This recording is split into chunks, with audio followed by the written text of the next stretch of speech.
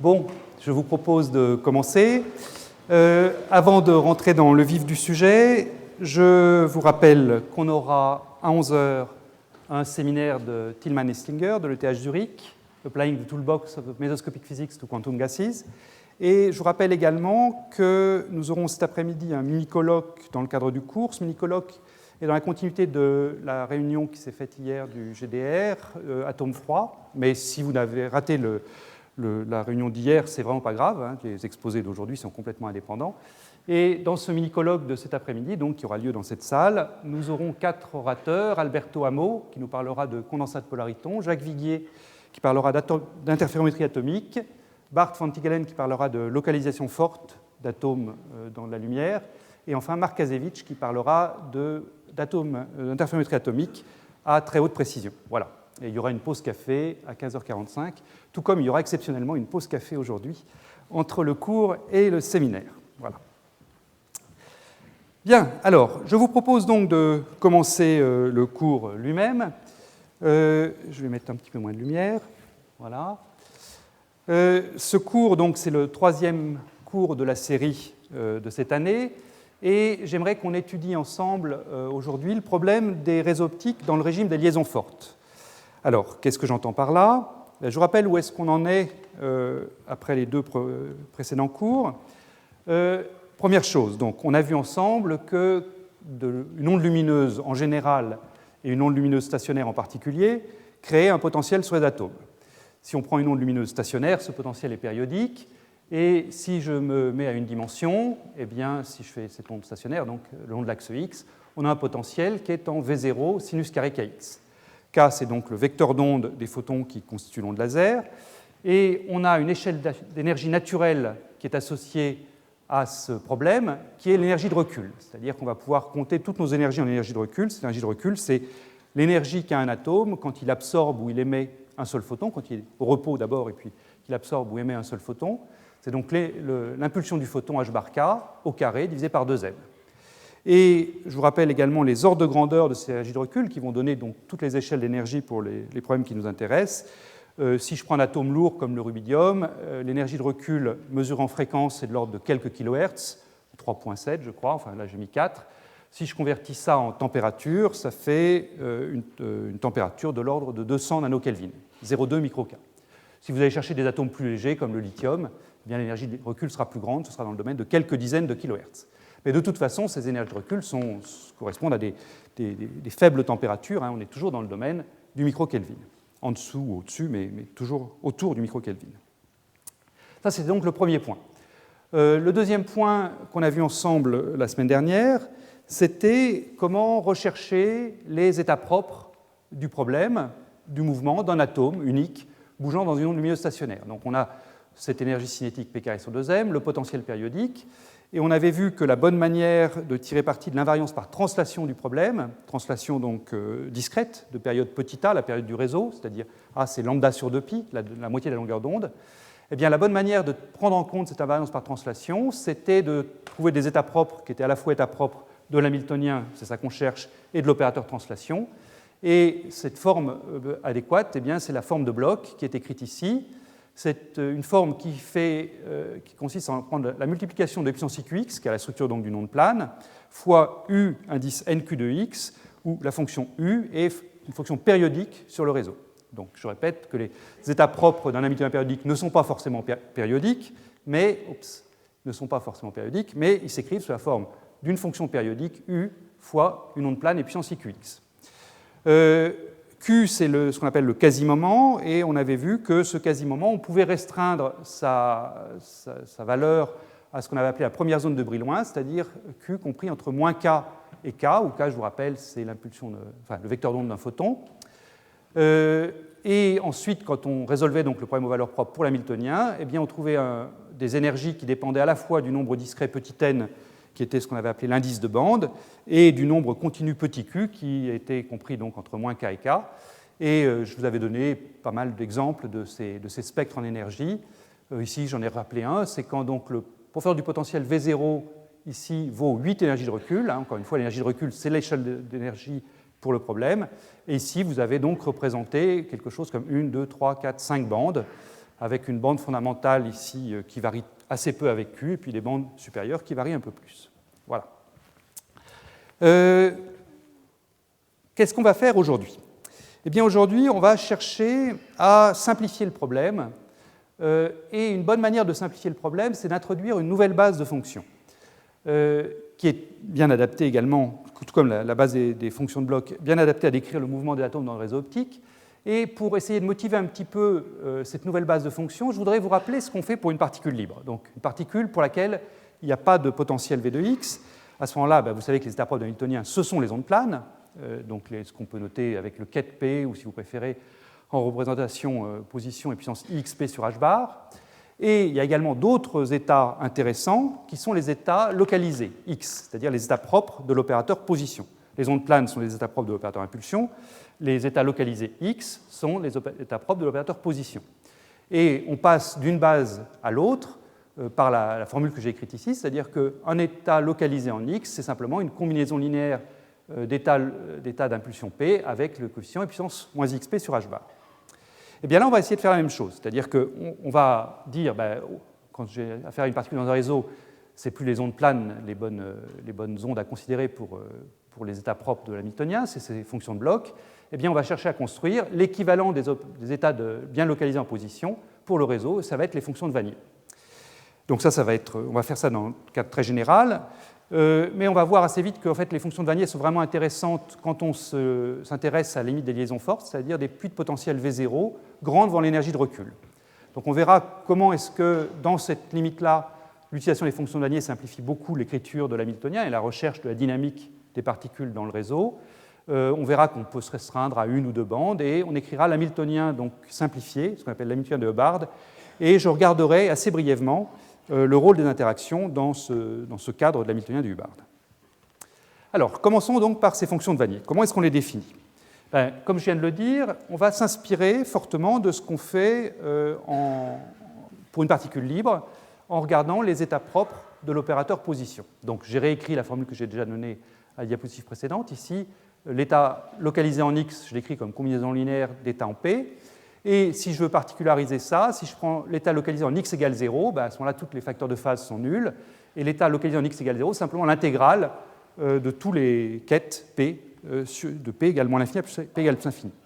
Attention, pour donner un sens à ça, si je veux faire que tout converge, ça a un sens au sens des distributions. Mais bon, on ne va pas rentrer dans ces détails mathématiques.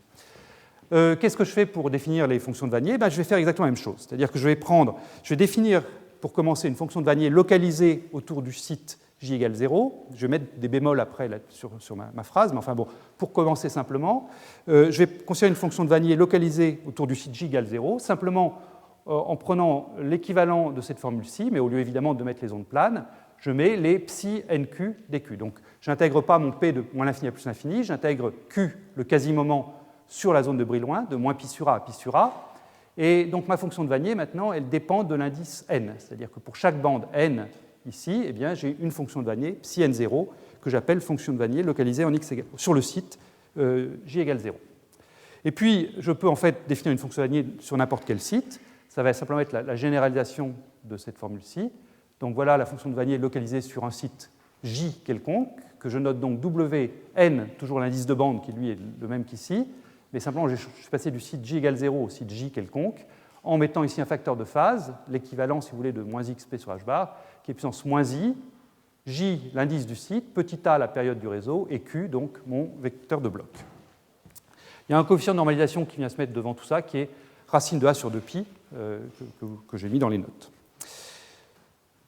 Alors, une première propriété qui est immédiate, vous pouvez la démontrer simplement en utilisant la structure des ondes de bloc, c'est que si je vous donne Wn indice 0 de x, c'est-à-dire la fonction de Wannier que j'appelle localisée sur le site j égale 0, eh bien, la fonction Wnj de x se déduit simplement de Wn0 par une translation de j site, c'est-à-dire que Wnj au point x, c'est simplement Wn site 0 au point x moins ja.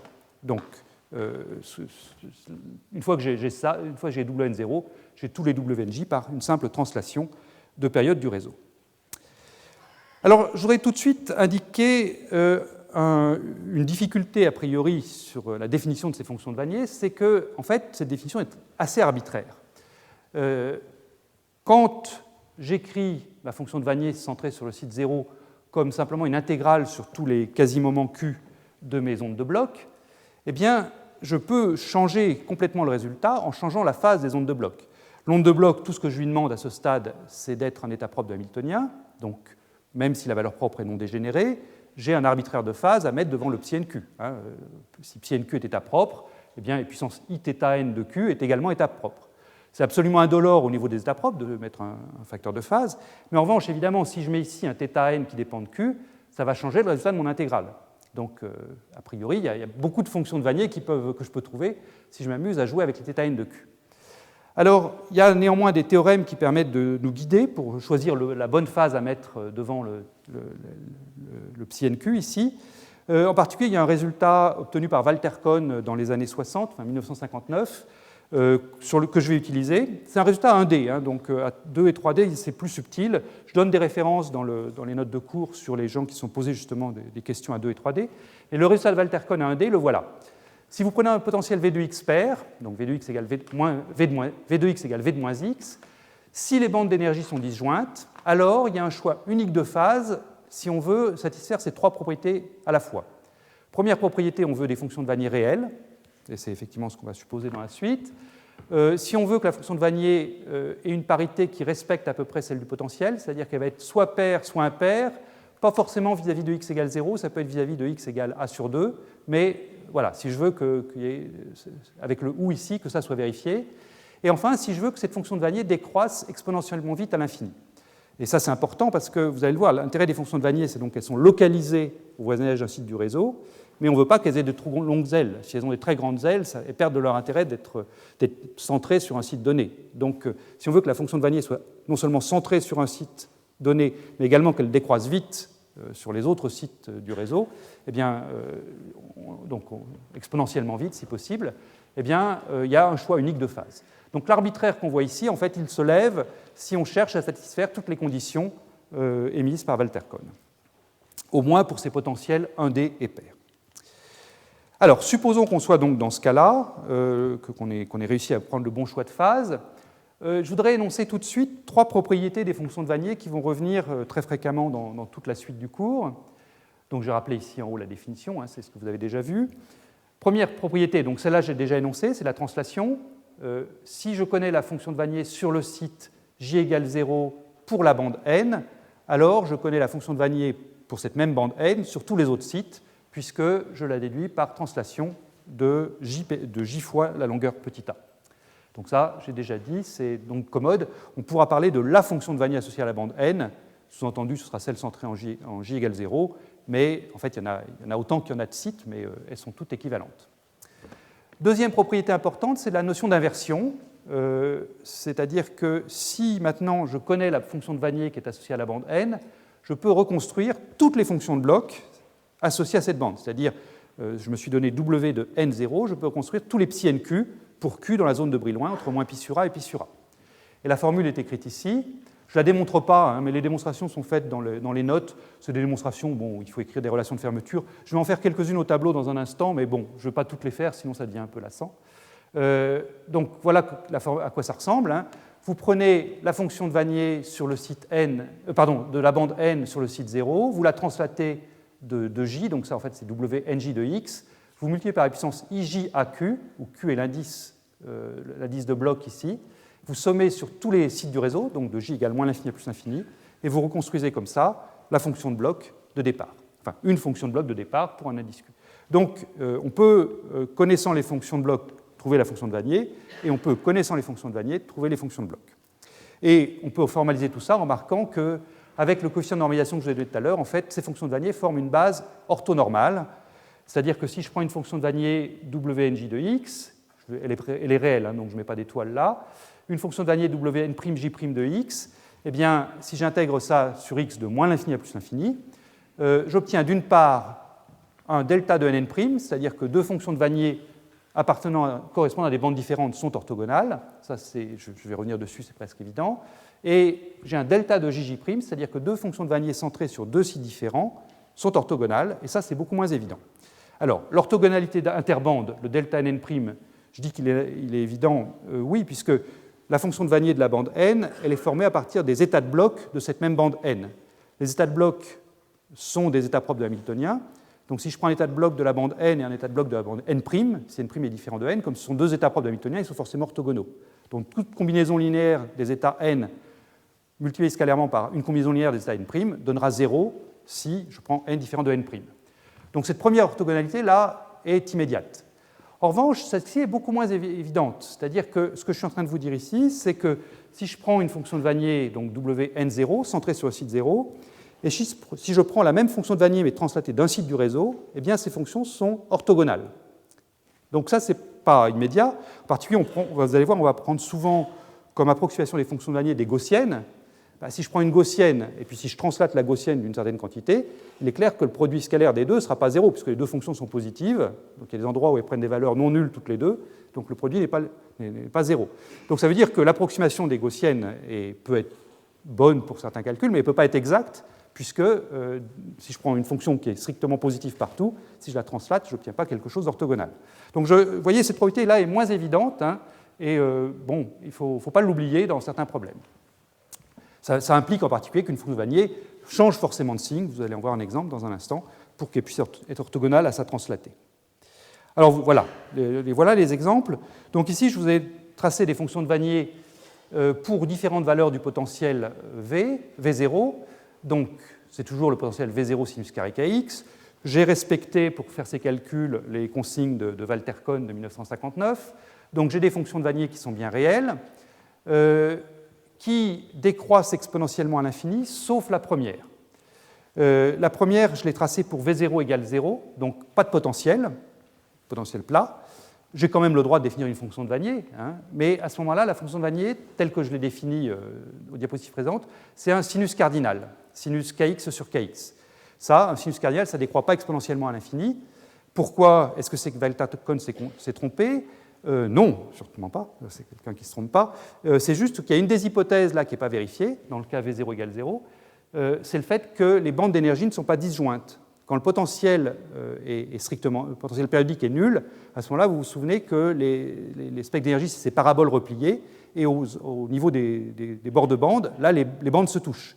Donc l'hypothèse de bande disjointe n'est pas vérifiée dans le cas du potentiel nul, et à ce moment-là, la fonction de Wannier, sinus kx sur kx, ne décroît pas exponentiellement à l'infini. Tous les autres cas, là, elle décroît exponentiellement à l'infini. J'ai tracé donc ce sinus cardinal en rouge, c'est la fonction de Wannier centrée sur le site 0. Je m'intéresse à la bande fondamentale, n égale 0. Donc j'ai centré la fonction de Wannier W00 ici en rouge, la fonction de Wannier translatée de une période du réseau vers la gauche en bleu, W0 indice moins 1, donc c'est J égale moins 1, toujours n égale 0. Donc c'est les pointillés bleus là.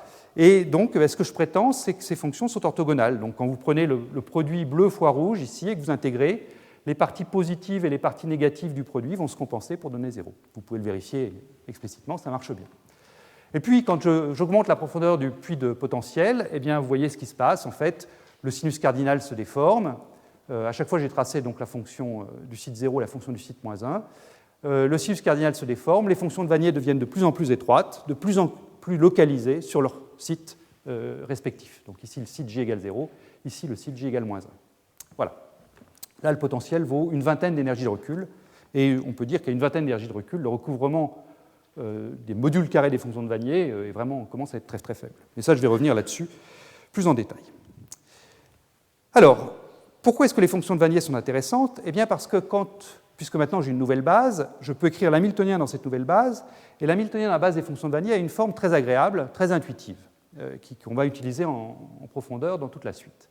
Alors, je vous propose d'écrire cet hamiltonien dans la nouvelle base, dans la base des fonctions de Wannier. Alors, à quoi il ressemble l'hamiltonien ?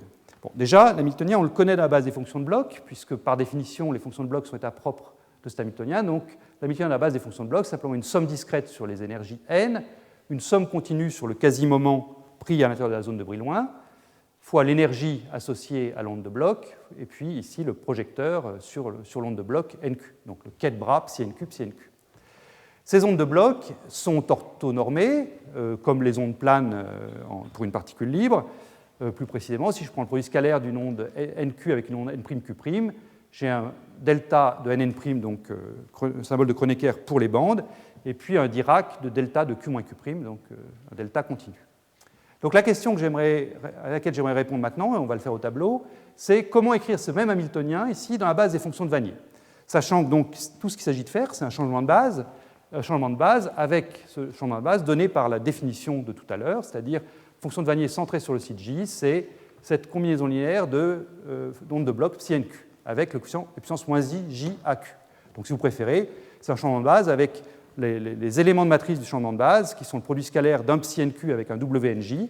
Si je prenais n différent de n', ça donnerait 0, donc, mais si je prends n et n' égale n, donc le même n à gauche et à droite, c'est simplement ce coefficient de normalisation racine de a sur 2pi fois ce puissance moins ij à q.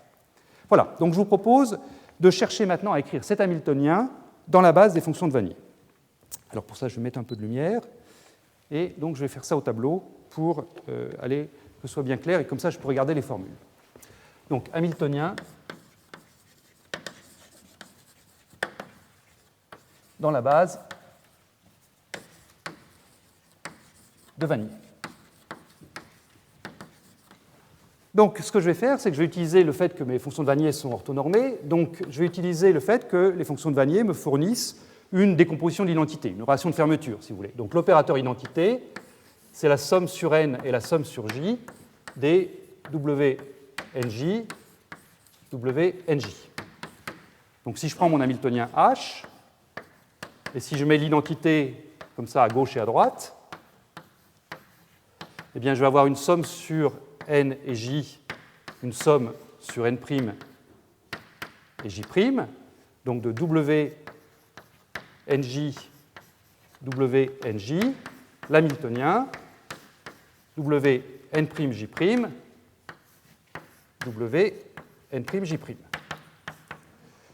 Bon, donc je vois apparaître quelque chose que je peux réécrire comme somme sur nj et somme sur n'J', d'un certain coefficient grand J de n', j', fois ce terme W de nj, W de n'J'.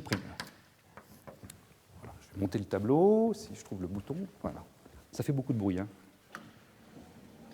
Ah non, pas celui-là, c'est l'autre qui fait beaucoup de bruit.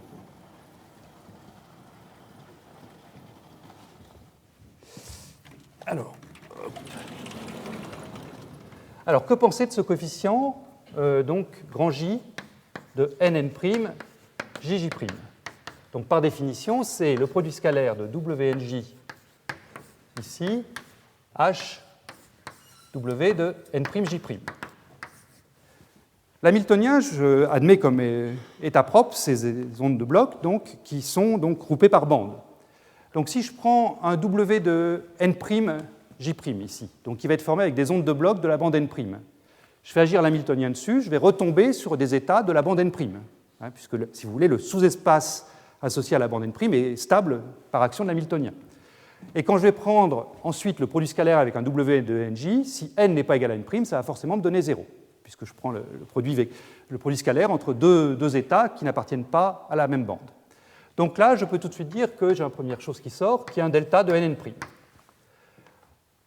Ensuite, quel est le lien vis-à-vis des j? Donc vous vous rappelez que l'hamiltonien est périodique de période A. Donc si je prends le produit scalaire, je fais agir ici j', enfin je fais agir h sur w de n', j', cet hamiltonien, comme il est périodique, et que j'en prends le produit scalaire ici, le résultat ne va dépendre que de j moins j'. C'est-à-dire que si je décale j d'une unité et j' d'une autre unité, comme l'hamiltonien au milieu est périodique de période A, je vais trouver le même résultat. Donc cette quantité-ci, en fait, je peux l'écrire comme un certain j de n et puis quelque chose qui fait intervenir simplement la différence j moins j'. J'exploite simplement le fait donc, que les fonctions de Wannier wj et wj' sont translatées de la fonction w centrée sur le site 0 de ja et de j'A, et que l'hamiltonien, lui étant périodique de période A, va donner un résultat qui ne dépend que de j moins j'.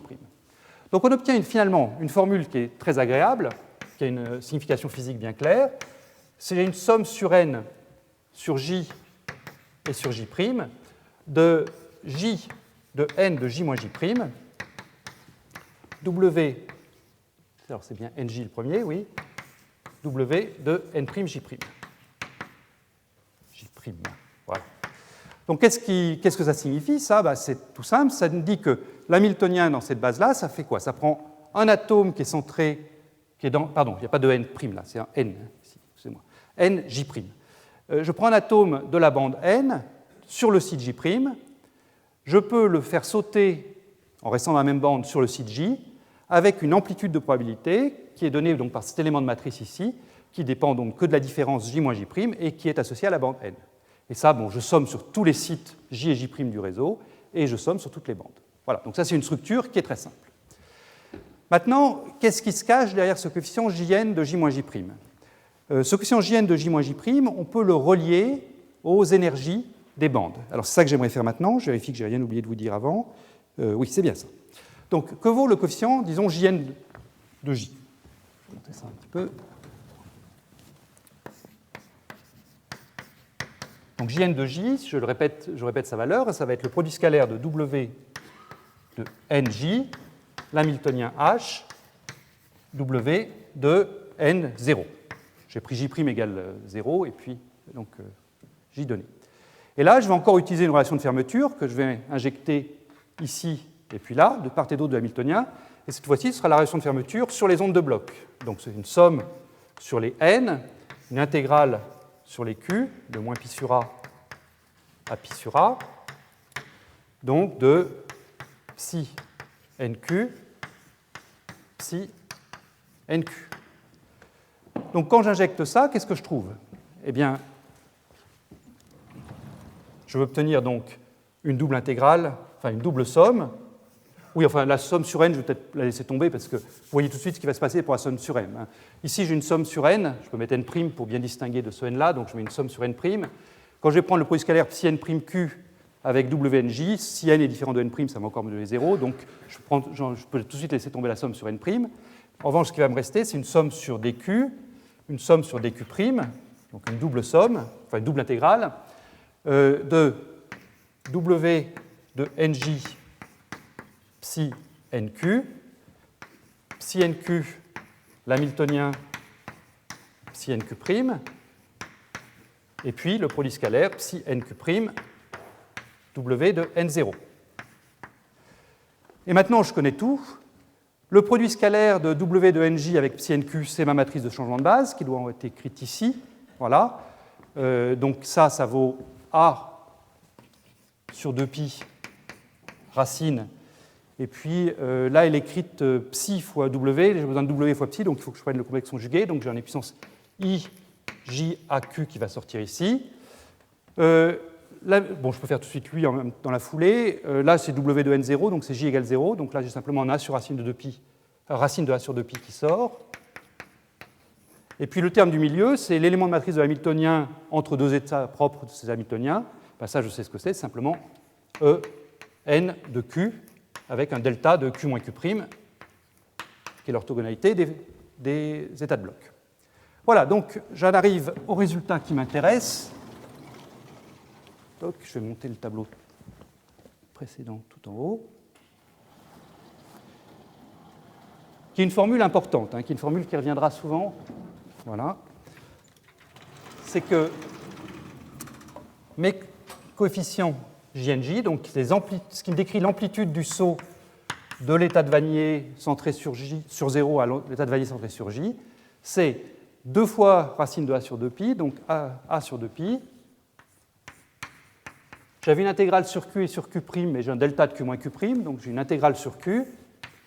Je vous rappelle les bornes, c'est moins pi sur A à pi sur A, c'est sur la zone de Brillouin. Et puis j'ai donc ce puissance I, J, AQ, En de Q. Je vérifie que je n'ai pas fait de faute de signe quand même. Oui, c'est ça. Donc comment comprendre ça? Eh bien, ça ressemble complètement à la définition d'un coefficient de Fourier. Je vous rappelle que les énergies En de Q sont périodiques par rapport à la variable Q de période 2pi sur A. C'est pour ça qu'on se restreint à la zone de Brillouin entre moins pi sur A et pi sur A, parce qu'après, de toute façon, ça ne se fait que de se reproduire. Eh bien, ça, c'est simplement le développement, enfin, le coefficient de Fourier de Jn de J le coefficient de Fourier Jn de J, oui, c'est ça, donc pour la période JQ de cette fonction périodique En de Q. Et ça, je peux l'inverser si vous voulez, et donc écrire En de Q, c'est simplement une somme, donc sur tous les J, de JnJ et puissance moins J à Q. Voilà, donc ces deux formules, là, c'est simplement il ne reste pas l'une de l'autre, c'est comprendre que finalement, En de Q est une fonction périodique de la variable Q, et les Jn de J sont simplement les coefficients de Fourier de cette fonction. Voilà. En particulier, si vous vous intéressez à si vous vous intéressez à Jn de 0, donc Jn de 0, ça revient à rester sur le même site là-haut, hein, si vous prenez cet Hamiltonien-ci, Jn de 0, c'est je pars de J et je reste sur J, si je prends J égale J'. Jn de 0, c'est quoi? Eh bien, Jn de 0, c'est simplement l'intégrale sur Q de En de Q, donc c'est la moyenne de l'énergie de la bande N.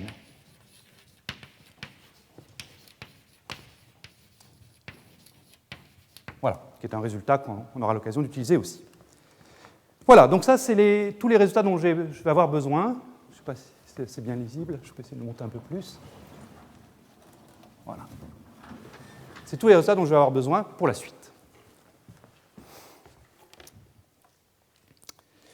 Alors, ces fonctions de Wannier sont donc extrêmement agréables. Je voudrais quand même vous mettre en garde sur le fait que parfois, elles ont des côtés non intuitifs.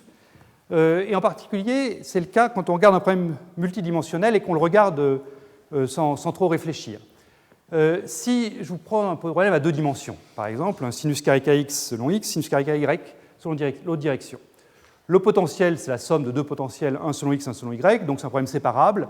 Je peux traiter séparément les variables x et y, et les états propres, eh bien, j'obtiens en multipliant les états propres pour le mouvement selon x fois les états propres sur le mouvement selon y.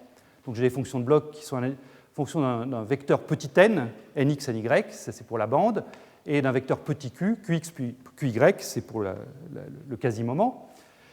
Les fonctions de Wannier, ben, même traitement. J'ai des fonctions de Wannier qui font dépendre de petit n vecteur et de petit j vecteur. J vecteur, simplement jx, jy, qui me repère un site de ce réseau carré, là, ici. Donc c'est le produit d'une fonction de Wannier wnx, jx, wny, jy.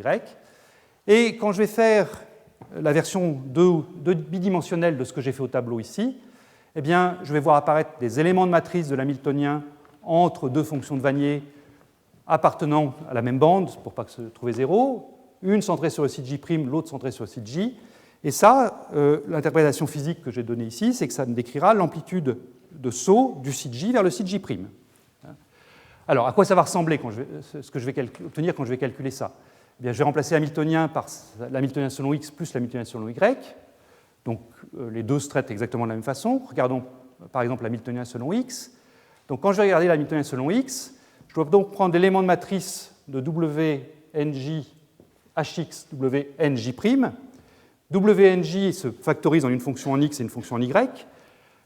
L'hamiltonien HX ne porte que sur la variable x, donc je me retrouve avec une intégrale qui fait intervenir WNXJX, l'hamiltonien HX, WNXJ', et puis un delta de JY, J'y, puisque là, je n'ai rien à prendre en sandwich entre mes deux fonctions de Wannier, W vis-à-vis de Y. Ici, je n'ai rien à prendre en sandwich si je me limite à HX. Donc, comme elles sont orthonormées, ici, je dois prendre le même J à gauche et à droite, donc delta de JY, J'y. Donc, j'obtiens quelque chose qui me décrit ici des sauts le long de l'axe X. C'est-à-dire que ça, cet élément de matrice-là, qui est un delta de JY, J'y, ça me décrit ces sauts le long de l'axe X. Je ne change pas l'indice Y, et je peux changer de manière arbitraire le saut le long de l'axe X. Et l'amplitude étant donnée par ce coefficient J qu'on a calculé ensemble.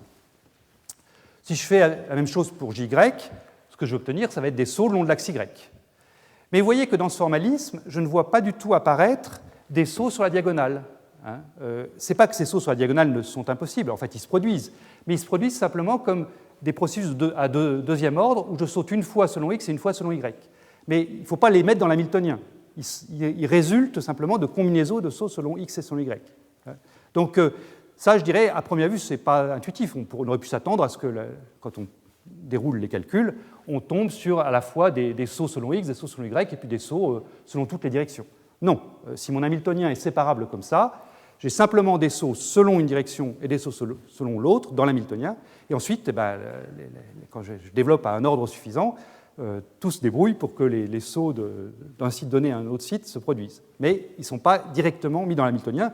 Et quand on réfléchit un peu plus, on se dit que c'est tout à fait normal. Mais ce n'était pas immédiat a priori. Donc, méfiez-vous quand même si vous utilisez des fonctions de Wannier. Ce n'est pas aussi simple que ça en a l'air. Il ne faut pas tout faire confiance à son intuition première.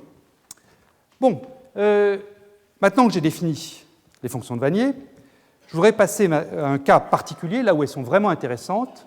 C'est le cas d'un potentiel fortement modulé. Donc, j'ai remis ici un dessin que j'avais montré la semaine dernière, je crois, qui était l'évolution des bandes d'énergie quand on augmentait la profondeur du puits de potentiel dans le cas d'un potentiel sinusoïdal. Donc, ici, potentiel nul, ici, potentiel très profond, 20 ER. Et on avait remarqué ensemble que donc, quand on augmente la profondeur du puits de potentiel, eh bien, on obtient des bandes d'énergie de plus en plus plates, au moins pour les bandes basses. Et il y a quelque chose qui ne passe pas à la projection, mais normalement c'est bien fait sur les notes. Il y a normalement un rectangle gris ici, qui est un rectangle qui est censé représenter la profondeur du puits de potentiel que j'ai considéré. Donc là j'ai un potentiel qui vaut 20 ER. Ici les énergies sont tracées en unité de E sur ER. Et donc 20 ER c'est ici. Donc le message que je voulais faire passer avec ce rectangle gris qui n'est pas très visible, c'est que quand je prends des atomes qui ont des énergies de l'ordre de cette bande rouge, de cette bande verte là, eh bien ces atomes sont des atomes qui classiquement ne pourraient pas changer de puits. C'est des atomes qui seraient confinés dans un puits de potentiel donné parce que leur énergie totale est inférieure à la hauteur de la barrière qui, je vous rappelle ici, vaut 20 ER. Donc le mouvement des particules le long de l'axe du réseau pour les bandes de basse énergie, ici, c'est un mouvement qui est dominé par l'effet tunnel. Le seul moyen pour qu'une particule change de site, ce qu'on a vu dans cet Hamiltonien-là, pour ces bandes d'énergie-là, c'est par effet tunnel. Au-dessus, là, l'énergie est au-dessus de la barrière, donc c'est un mouvement qu'on peut rapprocher du mouvement classique. En revanche, ici, c'est un mouvement entièrement quantique dominé par l'effet tunnel. Donc c'est ça qu'on va exploiter dans la suite. Alors, on dispose de quelques résultats analytiques assez forts pour ce cas des réseaux forts, des réseaux intenses. Ces résultats sont essentiellement dus au fait que si on prend un potentiel sinusoïdal, quand vous regardez l'équation valeur propre pour l'hamiltonien, eh bien, cette équation a la structure d'une équation de Mathieu, la même équation que celle qui régit le mouvement des ions dans des pièges de pôle. Et cette équation de Mathieu donc, a été étudiée par M. Mathieu au XIXe siècle et puis par d'autres. Et donc on dispose de beaucoup de résultats analytiques. Et j'en ai écrit ici un, qui est la largeur de la bande fondamentale. Si je reviens en arrière, donc c'est la largeur de la bande rouge, là, hein, qui a l'air presque plate. Donc là, elle a la largeur du trait de crayon, mais si on regarde plus en détail, elle a une largeur qui est non nulle. Et la voilà, cette largeur. Alors, cette largeur, elle a un préfacteur qui n'est pas forcément passionnant. Je la mesure ici en unité d'énergie de recul, hein, qui est toujours ma bonne énergie. Donc le préfacteur, on ne va pas le regarder trop. En revanche, ce qui est intéressant, c'est le terme en exponentiel. Ce que vous voyez, c'est que la largeur de cette bande ici varie exponentiellement vite avec la racine carrée de la profondeur du potentiel. Et ça, eh bien, au cas où vous en auriez douté, ça vous montre que c'est vraiment un mouvement qui est régi par effet tunnel. Quand vous voyez une largeur ou une probabilité de transmission qui est en racine de l'énergie exponentielle de la racine de l'énergie de la barrière, c'est vraiment la signature de l'effet tunnel. Donc, on a cette largeur de la bande fondamentale, et donc ce qu'on voit, c'est que cette largeur décroît très très vite quand la profondeur du réseau augmente. Alors j'ai tracé ici quelques résultats numériques avec en pointillé cette prédiction analytique. Donc ici j'ai tracé toujours en unité V0 sur R, donc profondeur du puits de potentiel en énergie de recul, la largeur de la bande N, que j'ai appelée WN, également mesurée en énergie de recul. Donc en rouge, c'est la bande fondamentale, n égale 0. En bleu, la première bande excitée, n égale 1. En vert, la bande n égale 2. C'est le même tracé à gauche et à droite, simplement à droite, je suis en coordonnées semi-logarithmiques, ici, pour mieux voir comment ça décroît. Donc ce que vous voyez, c'est que la bande fondamentale est plus étroite que la première bande excitée, elle-même plus étroite que la seconde bande, etc.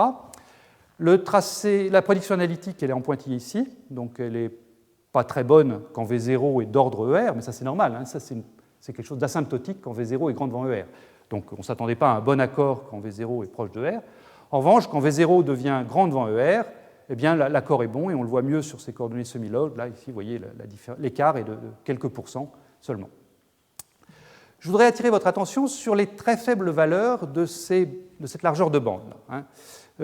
Cette largeur de bande est donc mesurée en unité d'énergie de recul. L'énergie de recul est de l'ordre de quelques kilohertz. Donc quand vous trouvez une largeur de bande qui est de 10-3 ici, énergie de recul, ça vous fait une largeur de bande qui correspond au hertz à peu près. Donc si vous cherchez le temps associé à ça, qui va être le temps de passage par effet tunnel d'un site à l'autre, c'est un temps qui est de l'ordre de la seconde. Donc c'est un temps qui est extrêmement long à l'échelle atomique. Et donc dès qu'on a un réseau qui a une profondeur d'une trentaine d'énergies de recul, en gros, l'effet tunnel devient quasiment négligeable sur une échelle de temps typique d'expérience faite avec des atomes froids. Ça peut se passer, mais c'est vraiment, il faut attendre des secondes pour que l'effet tunnel permette de changer d'un site, de passer d'un site à un site voisin.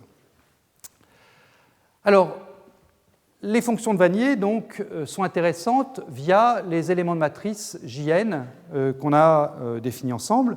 Donc, j'aimerais continuer dans cette limite des liaisons fortes, là, enfin des potentiels profonds, en regardant ce que valent ces éléments de matrice JN.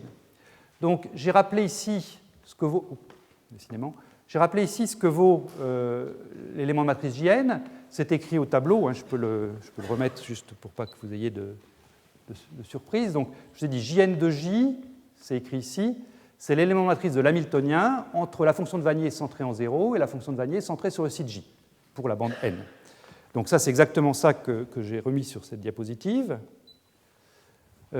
Simplement, je l'ai écrit de manière explicite. Donc c'est le Wn0 de x, l'hamiltonien avec son potentiel, et puis Wnj de x. J'ai mis une étoile là, mais j'aurais pu m'en passer, puisque mes fonctions de Wannier sont réelles. Mais là, c'est pour que ça ressemble plus à un produit scalaire. Donc, à quelles conditions est-ce que cet élément de matrice-là va être non nul? Bon, déjà, s'il n'y avait pas l'hamiltonien ici, hein, si je n'avais pas mis P2 sur 2m plus V de x, si j'avais simplement une constante, je trouverais toujours 0, puisque je vous rappelle, les fonctions de Wannier décalées de la fonction de Wannier sur le site 0 et la fonction de Wannier centrée sur le site J sont orthogonales. Donc, s'il n'y avait pas l'hamiltonien ici, s'il y avait l'identité, je trouverais 0. Maintenant, comme j'ai l'hamiltonien, évidemment, ça brise l'orthogonalité, donc je peux espérer trouver quelque chose de non nul quand je calcule cette intégrale. Mais il y a quand même une chose à laquelle je ne peux pas échapper, c'est que si je veux que cette intégrale me donne un résultat significatif, eh bien, il faut évidemment que la fonction Wn du site 0 et la fonction Wn du site J prennent des valeurs significatives en un même point. Si elles sont de support disjoint, je ne vais jamais y arriver, évidemment. Je ne pourrai pas trouver quelque chose de non nul dans cette intégrale. Donc il faut, pour trouver quelque chose de non nul, qu'il y ait un recouvrement spatial entre disons, le module de la fonction Wn0 de x et le module de Wnj. Et ça va être d'autant moins probable, enfin le recouvrement sera d'autant plus faible que je prendrai un potentiel profond, parce qu'on a vu tout à l'heure que les fonctions de Wannier se localisaient. Je l'ai redessiné ici, des fonctions de Wannier. Je vous rappelle que quand, celle-là vous l'avez déjà vu, hein, c'est juste pour rappel, quand j'augmente la profondeur du réseau, les fonctions de Wannier sont de plus en plus localisées au voisinage de leur site. Hein, et là, par exemple, le recouvrement entre la fonction rouge et la fonction bleue est très faible. Donc, même si j'oublie qu'elle serait orthogonale sans mettre l'hamiltonien, il y a peu de chances que cette intégrale-ci donne quelque chose de significatif, puisqu'il n'y a pas beaucoup d'endroits où elles prennent toutes les deux des valeurs différentes de 0. Alors, si on essaie d'être un petit peu plus quantitatif, qu'est-ce qu'on trouve?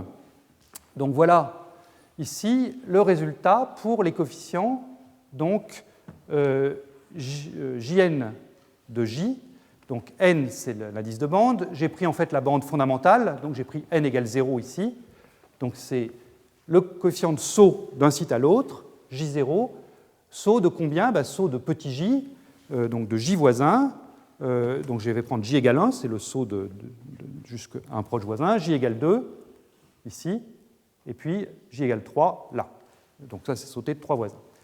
Alors qu'est-ce qu'on voit là? On voit déjà que c'est toujours l'amplitude de probabilité pour sauter vers son proche voisin est toujours plus grande que pour sauter 2 sites à la fois, qui est elle-même plus grande que pour sauter 3 sites à la fois. Donc ça, ce n'est pas une surprise. On voit que quand j'augmente V0, ces amplitudes décroissent toutes. Ça, c'est simplement ce que je vous disais à l'instant, c'est que les fonctions de Wannier deviennent de plus en plus resserrées, donc le recouvrement est de plus en plus faible, donc les J0 de J diminuent. Ils sont mesurés en unité d'énergie de recul, hein, toujours, c'est toujours en unité. Et une autre chose qui n'est pas évidente sur ce graphe-là, mais qui va l'être plus sur le graphe qui va arriver dans un instant, c'est que le J0 de J égale 1, ici, le saut de un voisin, décroît quand même moins vite que le saut de deux voisins, qui décroît lui-même moins vite que le saut à trois voisins. Donc, ça, vous allez le voir mieux là-dessus. Ici, j'ai tracé le rapport entre le saut à deux voisins ou à trois voisins divisé par le saut à un voisin. Donc, c'est J0 de J pour J égale 2 ou 3 divisé par J0 de 1. Donc, quand je me mets à V0 égale 0, par exemple, là où j'ai mes sinus cardinaux pour les fonctions de Wannier, eh bien là, le rapport entre le saut à un voisin et le saut à deux voisins est de 1/4 à peu près. En revanche, ce saut devient inférieur au pourcent dès que mon potentiel est supérieur à 10 ER.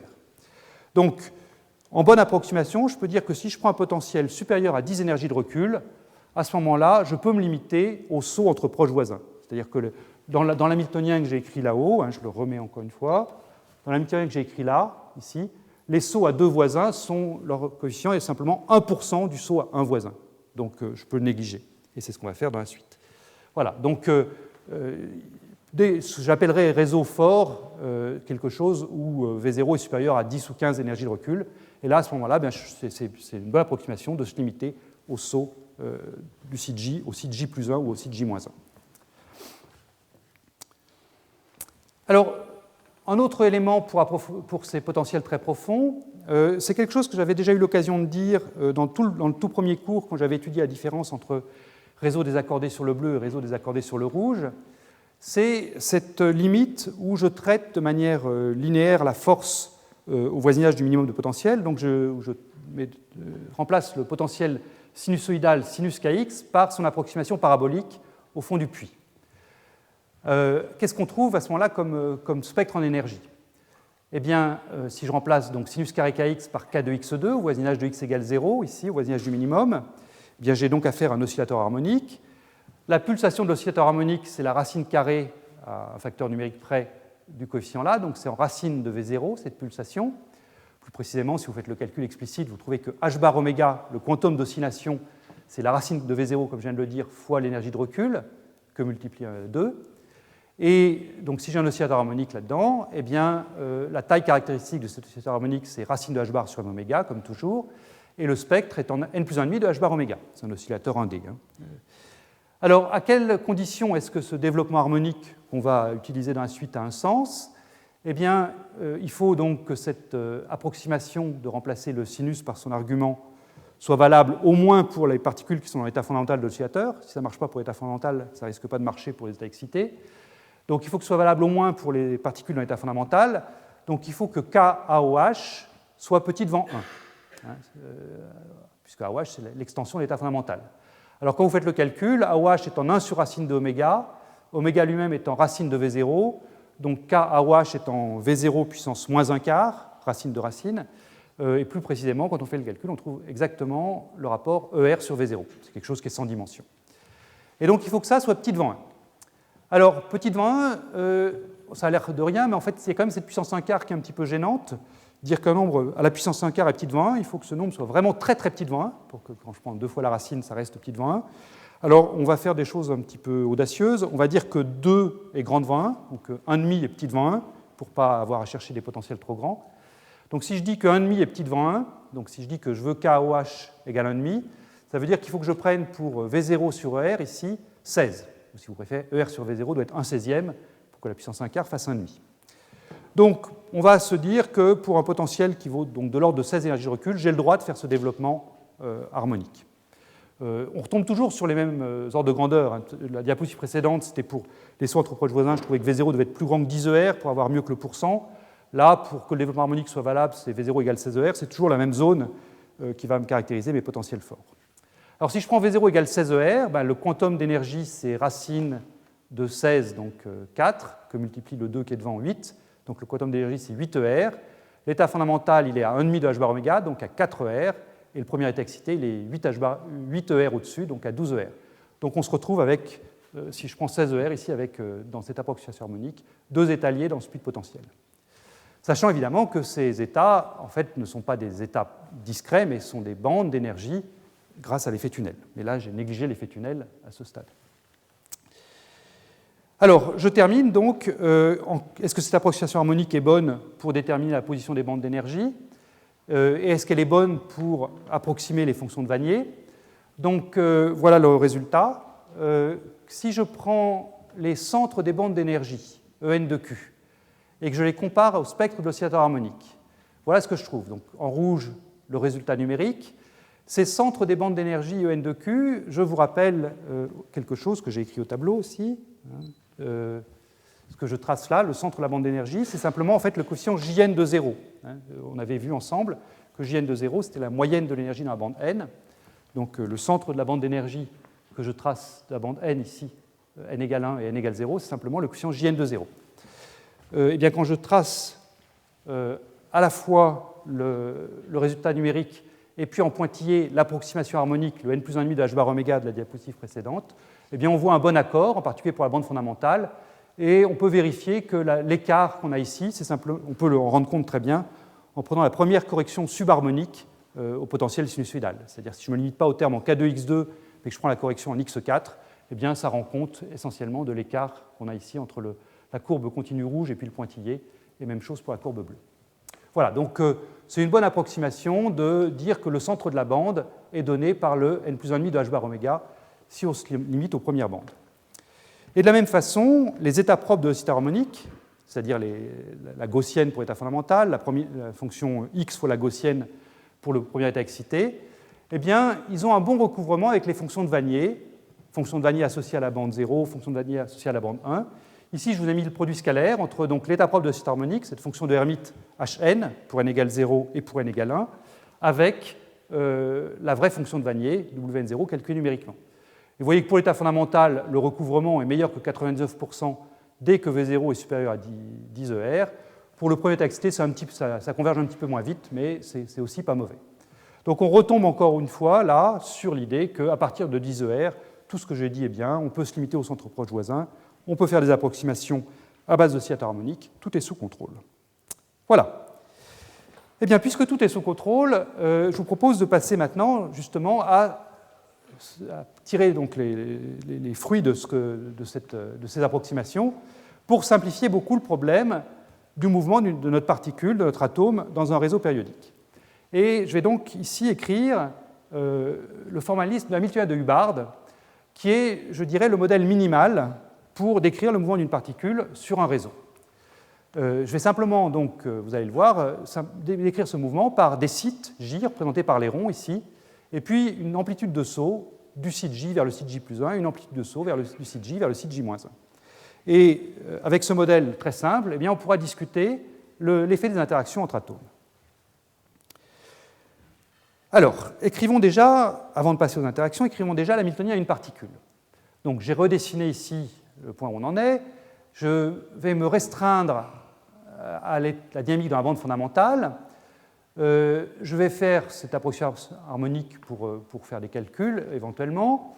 Cette restriction à la bande fondamentale, elle est valable si la température de mes atomes est petite devant la différence d'énergie h bar oméga, ici, la différence entre la bande fondamentale et la première bande excitée. Il faut que l'énergie d'interaction soit elle-même, si j'ai plusieurs particules, il faut qu'elle soit petite devant h bar oméga. Et si j'ai affaire à un gaz de Fermi, il ne faut pas que je mette trop de particules, parce que sinon, évidemment, même si elles n'interagissent pas, à cause du principe de Pauli, je risque d'aller peupler la première bande excitée. Donc il faut que l'énergie de Fermi, pour des fermions, soit plus petite que h bar oméga. Moyennant cette hypothèse, je vais pouvoir restreindre la dynamique de mon atome avec deux coefficients dans mon hamiltonien total. Le coefficient sur site, donc bande fondamentale n égale 0, coefficient Jn de J égale 0, donc coefficient sur site, et puis les sauts entre proches voisins, donc J indice toujours n égale 0, toujours la bande fondamentale, J égale 1 qui me décrit comment est-ce que l'atome passe du site J au site J plus 1. Et je vais faire des conventions de notation pour ne pas avoir à traîner ces choses-là. Alors, une convention de notation qui est assez drastique, c'est dire que je vais poser ça égal à 0, c'est plus qu'une notation, c'est une convention de référentiel de l'énergie. Je peux toujours shifter mes énergies. Donc je vais poser par définition maintenant que l'énergie sur site est nulle, donc ça, ce sera nul. Et le terme qui va me rester dans mon hamiltonien, qui est écrit là-haut, c'est donc le coefficient de site du site 1 du site 0 vers le site 1, et lui, je vais le prendre égal à moins grand J. Voilà, donc je vais laisser tomber les indices n égale 0 et puis j égale 1, et appeler ça moins grand j. Pourquoi est-ce que je mets un signe moins?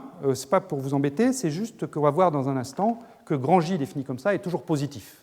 Donc si vous préférez, on va voir que ce coefficient-là est toujours négatif. Donc comme c'est toujours plus agréable de travailler avec des nombres positifs, je pose ce coefficient-là égal à moins grand j. Donc l'hamiltonien qui est écrit au tableau ici, je ne rallume pas, mais je pense que vous vous souvenez duquel je veux parler, bien là pour le coup il se simplifie beaucoup. J'ai simplement ce moins grand j qui apparaît en facteur, et puis j'ai des termes qui me décrivent le saut du site j plus 1 vers le site j, et puis un autre coefficient qui me décrit le saut du site j vers le site j plus 1. Grand j est réel pour le réseau sinusoïdal que j'ai pris, donc je n'ai pas à mettre de j et de j étoile. Alors, avec ça, avec cette restriction, je vous propose de diagonaliser l'hamiltonien, c'est-à-dire de revenir sur la recherche des fonctions propres de l'hamiltonien sous forme d'onde de bloc. Et vous allez voir que là, c'est vraiment très très simple. Alors, je le fais malgré tout en détail parce que ça va se compliquer un tout petit peu quand on va passer à des réseaux à 2 sites. Donc, il importe de bien comprendre comment ça se passe pour un réseau à un site pour après savoir naturellement passer à un réseau à 2 sites. Donc, je vous rappelle d'abord ce qu'on a comme résultat général pour trouver les ondes de bloc. Donc, encore une fois, cette forme d'onde de bloc, et puissance i qx, une onde plane, faut une fonction périodique. Maintenant, avec mon approximation à une bande, qu'est-ce que j'ai comme fonction périodique à ma disposition?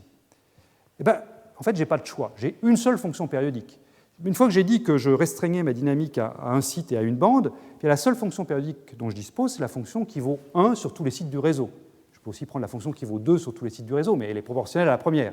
Donc, j'ai qu'une fonction périodique à ma disposition, c'est la fonction qui est écrite, enfin, la fonction u que j'écris en termes de vecteurs dans l'espace des fonctions, u qui vaut la même chose sur tous les sites wj. Donc, finalement, le théorème de Bloch, il est réduit à sa plus simple expression parce que j'ai une seule fonction périodique à ma disposition. Donc, j'ai qu'un seul u possible, et du coup, si je cherche maintenant la fonction ψq qui remplace ça, eh bien, j'ai aussi un seul choix possible, c'est prendre le coefficient 1 que j'avais mis sur tous les sites pour u, et puis changer ce coefficient 1 en les puissances ijaq, de la même façon qu'ici, j'avais uq et j'ai multiplié par la puissance ixq. Donc, le x que j'avais ici est remplacé par ja, la position du jème site. Voilà.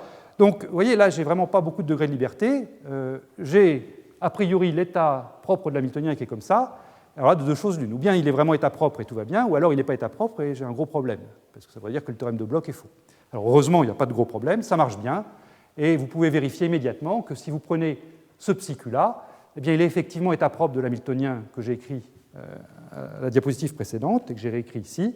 Et vous pouvez trouver tout de suite la valeur propre. Quand vous faites agir cet hamiltonien-ci sur le ψq qui est là, vous voyez, ψq est décomposé sur les wj, et cet hamiltonien fait passer fait passer indice j de j plus 1 à j ici, et donc il va me donner, quand je réindexe ma somme, une puissance moins i à q. L'autre morceau de l'hamiltonien qui fait passer de j à j plus 1, lui, donc celui-là il va de la droite vers la gauche, celui-là il va de la gauche vers la droite, lui il me donnera une puissance plus i j à q, et donc du coup, là, je trouve tout de suite ma valeur propre. Je trouve bien que ψq est vecteur propre, et je trouve la valeur propre qui est moins j, le coefficient que j'ai devant, fois la puissance i à q plus la puissance moins i à q, si vous préférez, moins 2j cosinus aq. Donc tout va bien, le théorème de Bloch s'applique bien dans ce cas-là, mais vous voyez combien il s'applique de manière simple. Je n'ai pas le choix des fonctions périodiques, là, donc tout est très facile. Donc ici, j'ai tracé cette bande d'énergie, moins 2j cosinus aq, donc c'est une bande d'énergie qui, en ayant choisi j positif, est minimum en q égale 0, et puis maximale en q égale moins k et q égale k. Incidemment, je vous rappelle le résultat qu'on avait tout à l'heure pour la largeur de la bande fondamentale, ce résultat qu'on a obtenu qui a été obtenu en regardant les solutions asymptotiques de l'équation de Mathieu. La largeur de la bande fondamentale ici, c'est donc quelque chose qui va entre 2j et moins 2j, donc c'est 4j. Donc si pour un problème donné, vous avez besoin de connaître la valeur de grand j, eh bien, vous identifiez simplement cette largeur 4j que vous avez ici à cette largeur-ci en fonction de V0 et de R. Donc si vous connaissez V0 et R, vous avez la largeur et vous avez grand J. Voilà. Alors, pourquoi est-ce que ce coefficient tunnel grand J est positif? Pourquoi est-ce que j'ai introduit le signe moins dans l'hamiltonien en disant que J devait être positif? Eh bien, pour justifier ça, je vais utiliser un théorème qui est un théorème qu'on utilise dans les tout premiers cours de physique quantique. C'est le théorème de Sturm-Liouville, qui nous dit que quand on prend un puits de potentiel, eh bien, on peut classer les états propres dans ce puits de potentiel par leur nombre de nœuds. si j'ai un puits de potentiel comme celui qui est dessiné là, si le potentiel est suffisamment régulier, l'état fondamental n'a pas de nœud, le premier est excité à un nœud, etc. Bien. Alors là, supposons donc qu'on a un puits de potentiel, enfin, qui est ce potentiel modulé. Si vous voulez bien se ramener au théorème de Schoenville, on peut toujours le tronquer à grand n sites. Dans la limite n infinie, je ne sais pas si le théorème de Schoenville est si simple à utiliser, mais on peut toujours tronquer à grand n sites et faire tendre n vers l'infini après. Donc, j'ai cet Hamiltonien, j'ai su le résoudre, et j'ai donc trouvé ses états propres. Donc, si J est positif, comme je le prétends, l'état propre il est obtenu en Q égale 0, ici. Si J était négatif, eh bien à ce moment-là, ma bande d'énergie en moins 2J cosinus AQ serait donc juste le signe moins, enfin, cette fonction sinusoïdale multipliée par moins 1. Donc cette fonction l'énergie serait minimum en Q égale moins K ou en Q égale K. Est-ce que c'est possible d'avoir le minimum de la bande fondamentale sur les bords de la zone des bruits loints, en Q égale K ou en Q égale moins K? Eh bien, la réponse est non. La réponse est non, au moins pour le problème qu'on s'est posé. Si je cherche à écrire cette fonction psi Q en bord de zone, donc pour Q égale pi sur A, par exemple, à ce point-là, eh bien, vous pouvez vous convaincre facilement, je ne détaille pas les calculs, mais avec les coefficients que j'avais mis tout à l'heure pour psi Q, que ça fait apparaître un moins 1 puissance J devant WJ. Alors que si je prends Q égale 0, psi Q égale 0, simplement la somme des WJ. Là, j'ai un moins 1 puissance J qui apparaît. Si je réécris cette même expression, mais en variable x, pour y voir bien clair, ça me dit donc que la fonction en bord de bande, en fonction de x, c'est moins 1 puissance j, w0 de, donc une seule fonction w0 translatée de j fois a. C'est mes fonctions de Wannier. Et ça, c'est bien clair qu'à cause du moins 1 puissance j, cette fonction-là change forcément de signe quand je passe de x à x plus a. À cause du moins 1 puissance j là, si vous remplacez x par x plus a dans cette expression-ci, vous trouvez que psi Q, pour la valeur pi sur A, est changé de signe. Donc cette fonction-là, je prétends qu'elle a au moins un nœud entre tous les sites du réseau. Donc elle n'est sûrement pas éligible comme état fondamental via le théorème de Sturm-Liouville. Donc J négatif ne peut pas marcher. Ça ne peut pas être un état propre, ça ne peut pas être l'état propre fondamental de mon problème. Ça peut être un état propre, bien sûr, ça rend rien, mais ça ne peut pas être l'état propre fondamental. Donc je n'ai pas le choix, il faut que J soit positif.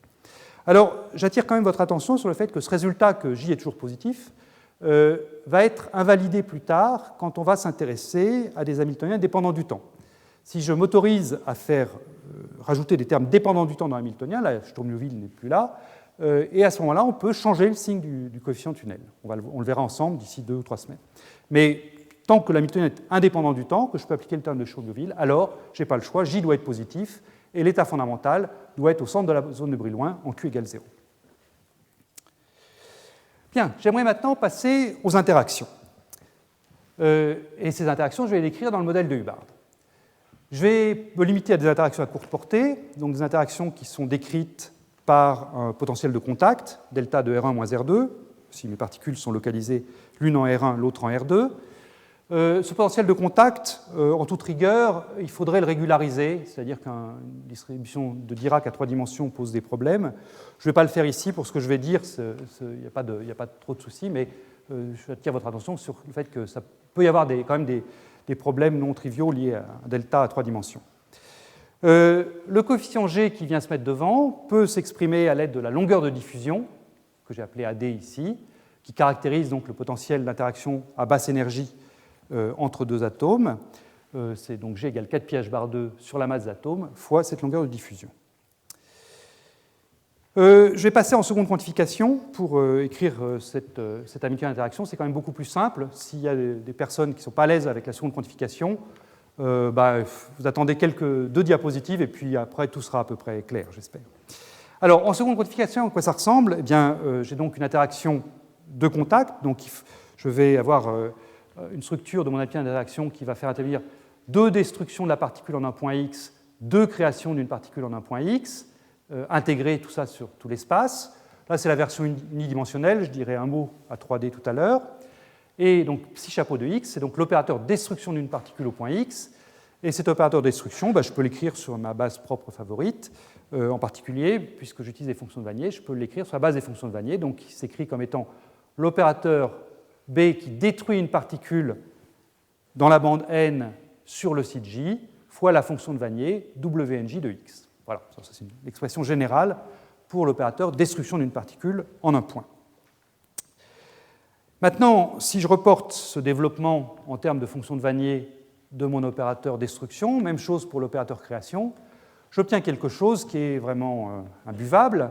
Enfin, on ne va pas utiliser ça longtemps, puisque je vais avoir une somme ici sur tous les N1J1 pour lui, N2J2 ici, N3J3, N4J4, avec une intégrale sur x, donc c'est l'intégrale dx ici, qui va faire intervenir les 4 fonctions de Wannier, N1J1, N2J2, N3J3 et N4J4. Voilà, bon, il est clair que quand on a ça, on n'a pas beaucoup avancé, donc c'est là qu'on a besoin d'approximations, mais on va utiliser les mêmes approximations que celles qu'on a faites pour le mouvement à une particule. Donc je vais me limiter à la bande fondamentale. Donc la somme sur les n indices de bande que j'avais ici, N1, N2, N3, N4, va disparaître. Je me limite à N1 égale N2 égale N3 égale N4 égale 0. Je vais supposer que mes fonctions de Wannier se recouvrent très peu, voire pas du tout. Donc je vais négliger le recouvrement des fonctions de Wannier centrées sur différents sites. Si je reviens encore en arrière ici, vous voyez, ici je prends une fonction de Wannier centrée sur le site J1, celle-là centrée sur le site J2, celle-là en J3, celle-là en J4. Puis je vais dire que si tous les J ne sont pas égaux entre eux, il y en a au moins une qui n'est pas là où elle devrait, et ça donne 0. Donc il faut que les 4 soient au même endroit, que les 4 J soient égaux pour trouver quelque chose de non nul. Bon, c'est violent, hein, mais bon, il faut simplifier. Donc voilà. Ensuite, il ne me reste plus qu'une intégrale. Là, c'est bien agréable. C'est l'intégrale donc, de W0 sur le site J à la puissance 4. Mais ça, en fait, ça ne dépend pas de J, puisque les fonctions de Wannier du site J se déduisent par translation de la fonction de Wannier sur le site 0. Donc j'ai un et un seul coefficient pour décrire mon problème. Vous voyez que ça, c'est quand même bien simplifié.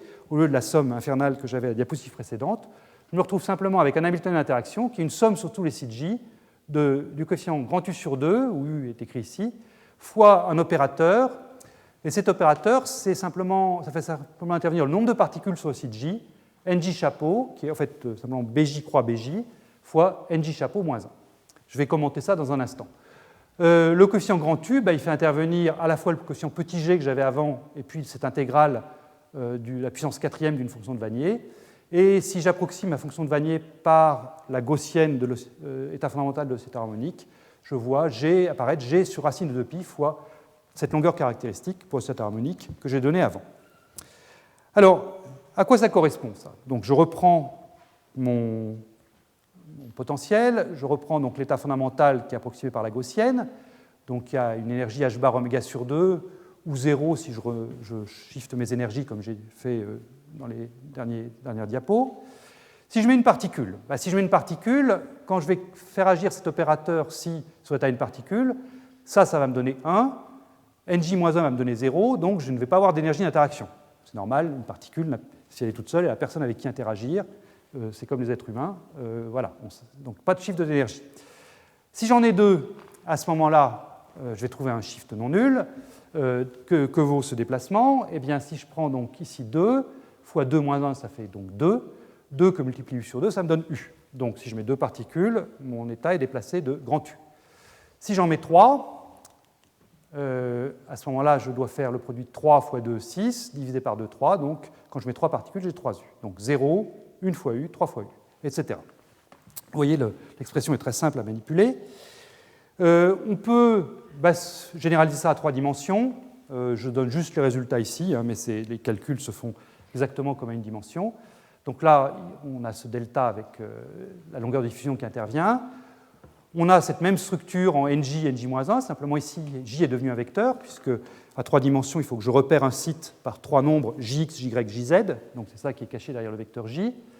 Le coefficient U3D peut se mettre sous une forme assez agréable, ça a la dimension d'une énergie, donc comme toujours, je mesure en unité d'énergie de recul, ER, et ça fait intervenir, quand je prends mon approximation gaussienne pour l'état fondamental, ça fait intervenir le V0 sur R à puissance 3 quarts, fois le produit K, donc le vecteur d'onde de mon laser qui crée l'onde stationnaire, fois la longueur de diffusion. Alors combien ça peut valoir, ça? Eh bien, déjà V0 sur ER, lui on peut lui faire un sort. On a vu qu'il fallait qu'on prenne des V0 sur R de l'ordre de la dizaine, entre 10 et 30, pour avoir des choses intéressantes. Au-delà de 30, après, j'ai vraiment plus tellement d'effets tunnels, donc c'est plus vraiment de la physique des réseaux, c'est de la physique de puits isolés. Donc si je prends V0 sur R entre 10 et 30, cette chose-là sera de l'ordre 10 à peu près. Racine de 8pi, c'est 1. Maintenant, KAD, combien ça vaut? K, c'est donc 2pi sur lambda, donc 2pi sur 1 micron à peu près. AD, elle, est d'ordre nanométrique. Ça vaut 3 nanomètres pour le sodium, 5 nanomètres pour le rubidium. Je peux augmenter beaucoup si c'est une résonance de Feshbach, mais en dehors d'une résonance de diffusion, AD est d'ordre nanométrique. Donc quand vous divisez les quelques nanomètres ici par lambda, qui est de l'ordre du micromètre, eh bien vous trouvez, quand vous mettez tout ensemble, que ce U3D est toujours inférieur à l'énergie de recul. Sauf, encore une fois, s'il y a une résonance de Feshbach. Mais s'il n'y a pas de résonance, à ce moment-là, eh bien c'est, disons, entre 1 centième et 1, typiquement. Voilà. Alors, pourquoi c'est intéressant de regarder l'énergie d'interaction? On ne va pas faire beaucoup d'interactions dans le cours de cette année, mais néanmoins, j'aimerais quand même faire passer un message. C'est que ce qui est intéressant, du point de vue de la physique N-core, c'est de regarder la compétition entre l'énergie d'interaction qu'on vient de calculer et puis l'énergie cinétique. C'est les deux énergies que j'ai à ma disposition, et la physique intéressante, c'est résulte de la compétition entre ces deux échelles d'énergie. Pour le dire vite, l'énergie d'interaction, qui est donc caractérisée par ce terme U3D, si j'ai un réseau à 3 dimensions, tend à uniformiser le nombre d'atomes par site. C'est-à-dire que, j'ai donné ici un exemple, c'est peut-être plus parlant. Supposons que je vous donne 2 sites et que je vous donne 4 particules. Donc vous avez plusieurs manières de répartir 4 particules sur 2 sites. Vous pouvez faire 2 et 2, vous pouvez faire 3 et 1, vous pouvez faire 4 et 0. Et bien, si vous faites un bilan d'énergie pour ces 3 configurations différentes, vous voyez que la configuration 2 et 2 vous donnera comme énergie d'interaction U3D pour ici et puis U3D pour là, donc 2 U3D, c'est le calcul que j'avais fait tout à l'heure. Si je fais 1 et 3, là j'ai une énergie d'interaction nulle, et puis là j'ai 3 U, qui est plus grand que 2. Et si je mets les 4 particules sur le même site, là j'aurai 6 U, qui est évidemment plus grand que 2. Donc les interactions tendent à mettre le même nombre d'atomes par site. En revanche, l'énergie cinétique, elle, eh bien, ça correspond au mouvement des atomes sur le réseau, c'est ce qui est caractérisé par l'effet tunnel grand J, et ça tend au contraire à délocaliser les atomes. Comment évoluent ces deux termes? Eh bien, l'énergie d'interaction, on vient de la calculer, on a vu qu'elle augmentait avec V0 sur R, elle augmente, j'ai dit lentement, si je reviens en arrière, vous voyez, elle augmente en V0 sur R puissance 3/4, mais elle augmente avec V0 sur R. L'énergie cinétique, elle, donc caractérisée par l'élément de matrice J, qui donne la largeur de bande, eh bien, elle diminue au contraire très rapidement avec V0 sur R. On a vu que c'était une décroissance exponentielle dans l'approximation que j'ai faite à partir de l'équation de Mathieu. Donc, cette compétition-là, eh on voit que c'est l'énergie cinétique qui va gagner pour les réseaux peu profonds et c'est de toute chance l'énergie d'interaction qui va gagner pour les réseaux très profonds. Alors, je ne vais pas commenter beaucoup sur les effets à N-core, comme je l'ai dit, mais je ne peux pas m'empêcher de mentionner quand même une expérience à laquelle notre conférencier tout à l'heure, Tilman Esslinger, a participé en 2002 à Munich, où précisément, en prenant un réseau optique à 3 dimensions, en faisant varier le rapport U sur J, eh bien, les chercheurs de Munich ont pu montrer comment est-ce qu'on passait à petite valeur de U sur J d'un état superfluide avec peu de corrélation entre les particules dominé par l'énergie cinétique. Eh bien, on passait, quand on augmentait le rapport U sur J, à un état isolon mode, un état fortement corrélé dans lequel l'énergie d'interaction dominait. Alors, bon, encore une fois, je ne veux pas décrire ça maintenant, ce sera sûrement l'objet d'un cours des années ultérieures, mais si on veut vraiment bien comprendre ça, il faut prendre son temps, il faut plusieurs heures.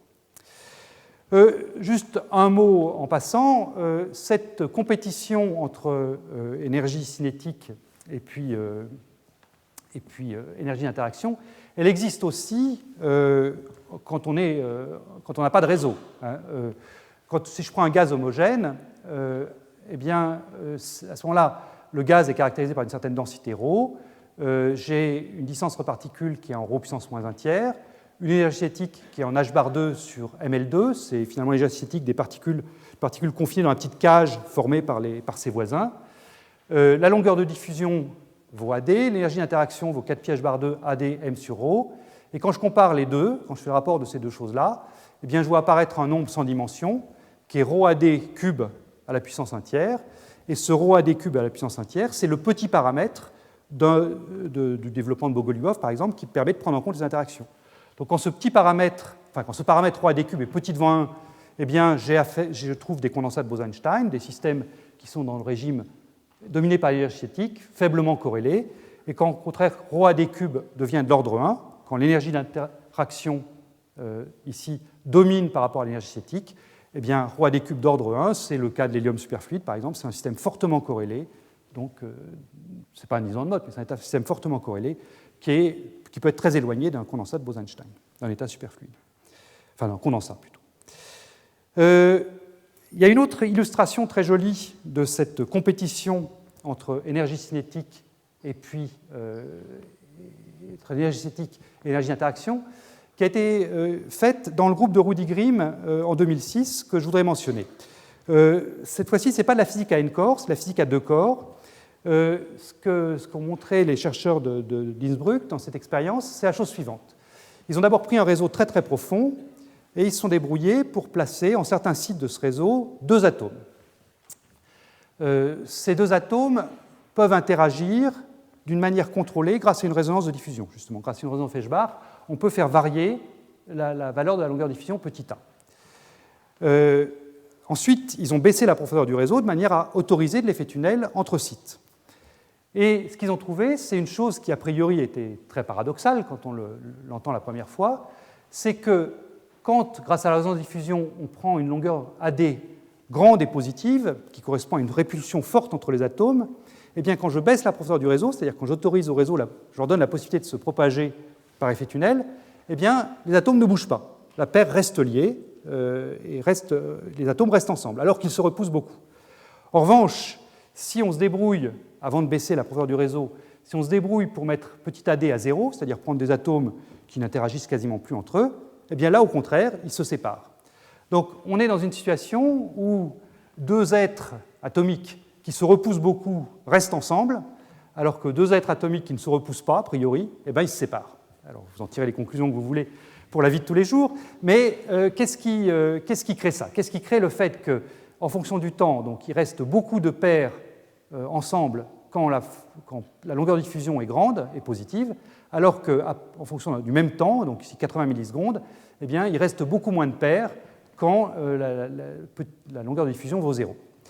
En fait, la physique est assez simple. C'est que quand les paires se repoussent beaucoup, donc j'ai beaucoup d'énergie d'interaction, et l'état à 2 particules ici, il est nettement au-dessus de la bande d'énergie autorisée pour les atomes. Donc je ne peux pas avoir les paires qui se cassent parce qu'à ce moment-là, je ne peux pas conserver l'énergie. L'énergie des 2 paires est trop au-delà des énergies autorisées pour le mouvement des 2 atomes séparés. Alors on peut rendre ça très quantitatif. Dans l'article d'Innsbruck, il y avait un traitement théorique qui était fait, qui était tout à fait correct, mais qui était un petit peu compliqué à base de fonctions de Green. J'ai mis dans les notes quelque chose qui est nettement plus simple, je trouve, qui est vraiment un truc assez pédestre. Si vous avez un problème d'examen à faire dans les semaines qui viennent, je pense que c'est transposable en problème d'examen. C'est vraiment résoudre le problème à 2 corps en présence d'un réseau. Et cette résolution se fait comme le problème à 2 corps pour l'atome d'hydrogène, c'est-à-dire qu'on sépare en variables relatives et en centre de masse. Donc ici, vous avez l'hamiltonien de l'atome 1, donc moins J fois l'opérateur de saut vers la gauche, l'opérateur de saut vers la droite. Même chose pour l'atome 2. Et puis l'opérateur d'interaction, où ici j'ai donc un développement sur les fonctions de Wannier avec une interaction seulement si les atomes sont sur le même site J1 égale J2. Vous séparez en centre de masse et variable relative, et vous trouvez que pour chaque état du centre de masse, qui est une fonction de bloc, le centre de masse peut bouger librement, eh bien vous avez un état lié pour la variable relative, et on trouve qu'effectivement c'est lié à une énergie positive de l'ordre de grand U, qui est nettement au-dessus, pour U grand devant la largeur devant J, devant l'effet tunnel, qui est au-dessus du continuum de la bande à une particule, et donc cet état a une durée de vie infinie, puisque c'est un état propre de l'hamiltonien. Voilà, donc il y a le traitement qui est détaillé dans les notes, je ne vais pas le faire ici, ça me prendra un petit peu trop de temps.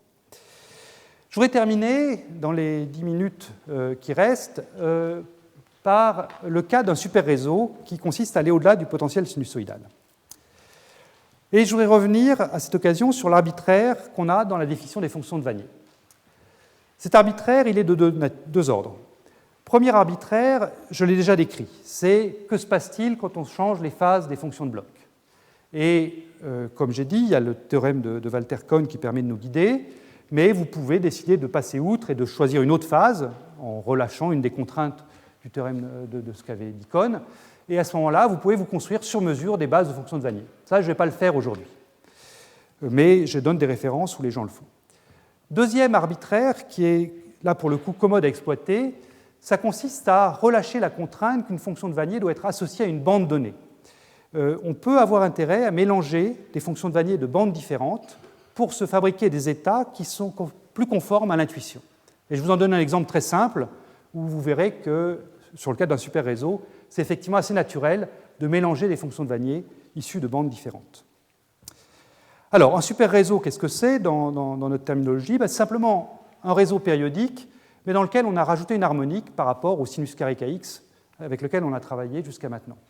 Donc ici, vous avez un exemple de potentiel que j'obtiens en faisant deux ondes stationnaires, une onde stationnaire à la fréquence nu, une onde stationnaire à la fréquence 2 nu. Et donc vous avez un potentiel qui est en sinus carré kx plus 2 cosinus carré kx pour ce que j'ai pris ici, avec ici un coefficient devant qui est 15 fois l'énergie de recul. Donc ce potentiel, en quoi il consiste? Eh bien, vous voyez que par cellule unité, entre moins 0,5 et plus 0,5 en unité kx, unité de pi, eh bien, vous avez deux minima séparés par une petite barrière.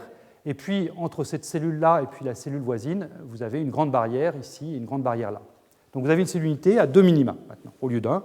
C'est ce que je gagne à mettre une harmonique de plus dans ma lumière pour créer le potentiel. Alors là, pareil, normalement, il devrait y avoir un rectangle gris ici, qui doit être, je pense, dessiné sur le tirage, mais il passe mal à la projection. Il faudra que je change mes couleurs de grisé. Maintenant, supposons que vous résolviez le problème aux valeurs propres pour l'hamiltonien dans ce réseau. Qu'est-ce qu'on trouve?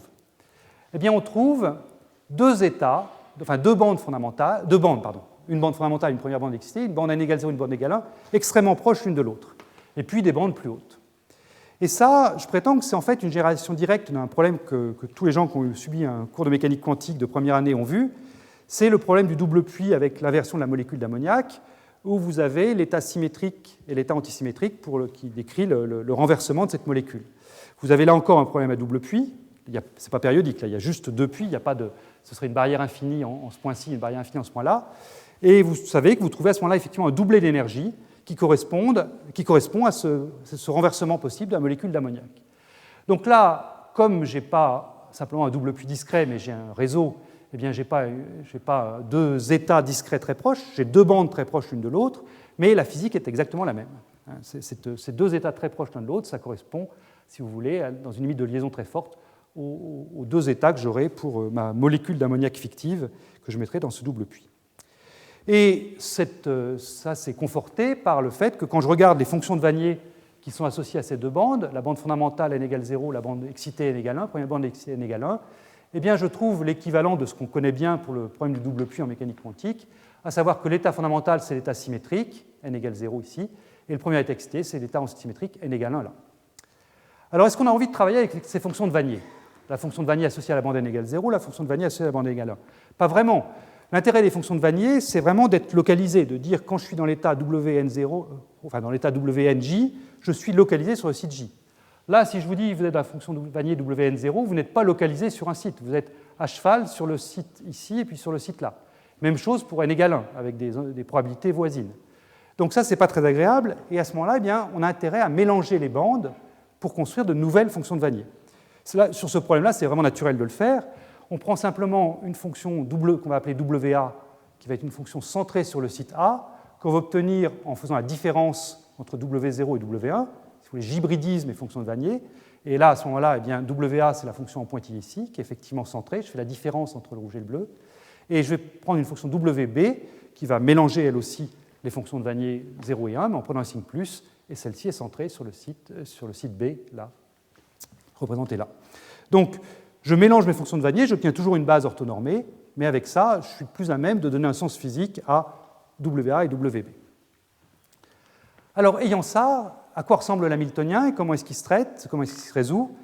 Eh bien, j'ai donc maintenant une cellule à deux sites. J'ai le site A, le site B.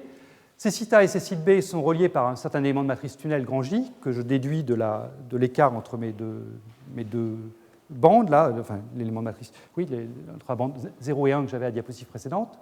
J'ai un autre élément de matrice tunnel J' pour sauter du B de la cellule J au A de la cellule J plus 1, ou pour sauter du A de la cellule J au B de la cellule J moins 1. Donc j'ai un hamiltonien qui est un petit peu plus compliqué que quand j'en avais qu'un site, mais qui fait donc intervenir ces sauts intrabandes de WAJ vers WBJ réciproquement, avec l'hermicien conjugué ici, et puis des sauts, pas intrabandes, intracellules, excusez-moi, intracellules, et puis ces sauts intercellules, où je saute de la cellule J à la cellule J plus 1, en passant de B à A, et puis même chose avec l'hermétique conjuguée qui est là. Comment est-ce que je résous cet hamiltonien? Là encore, j'utilise le théorème de Bloch. théorème de Bloch me dit que je dois chercher mes fonctions propres sous la forme puissance xq fois une fonction périodique. À quoi ressemble une fonction périodique dans ce cas-ci?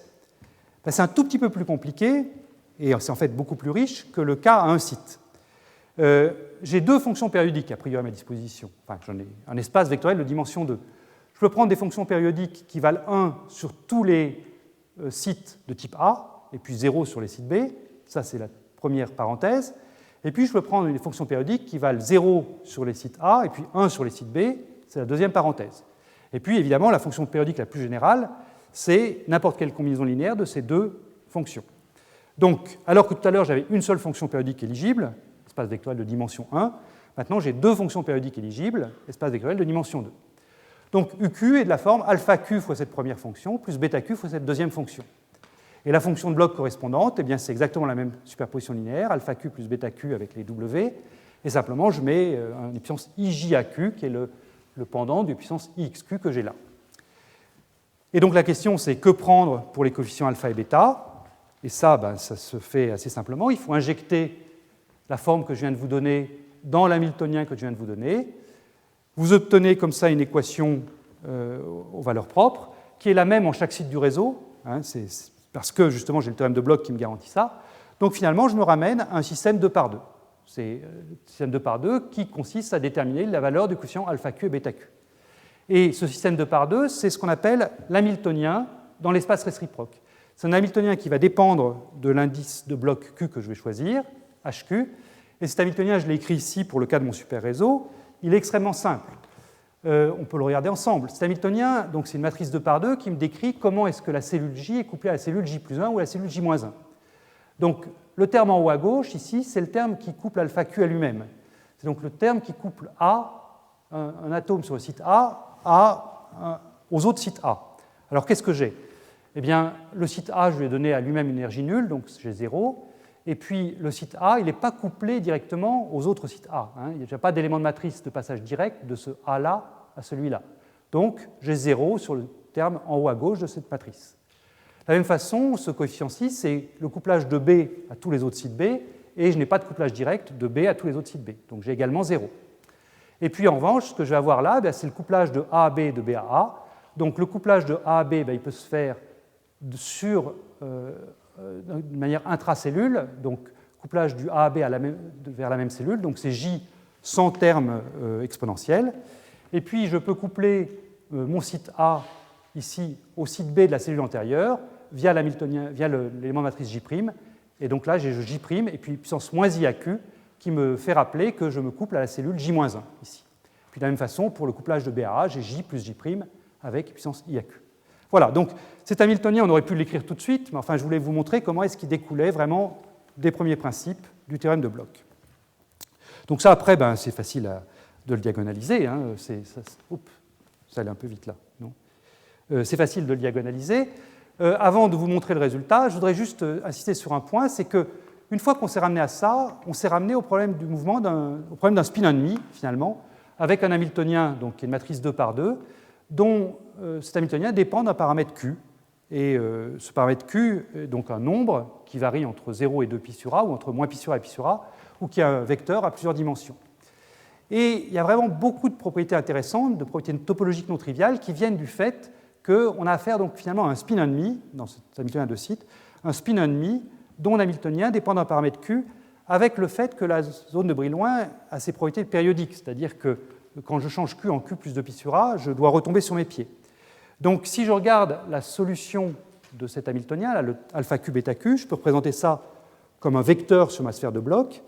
Quand Q se balade dans la zone de Brillouin, d'un bord à l'autre de la zone de Brillouin, eh bien, je vais parcourir cette zone de Brillouin, mais je dois faire une boucle fermée, puisque une fois que j'ai parcouru toute la zone de Brillouin, je dois revenir sur un point de départ.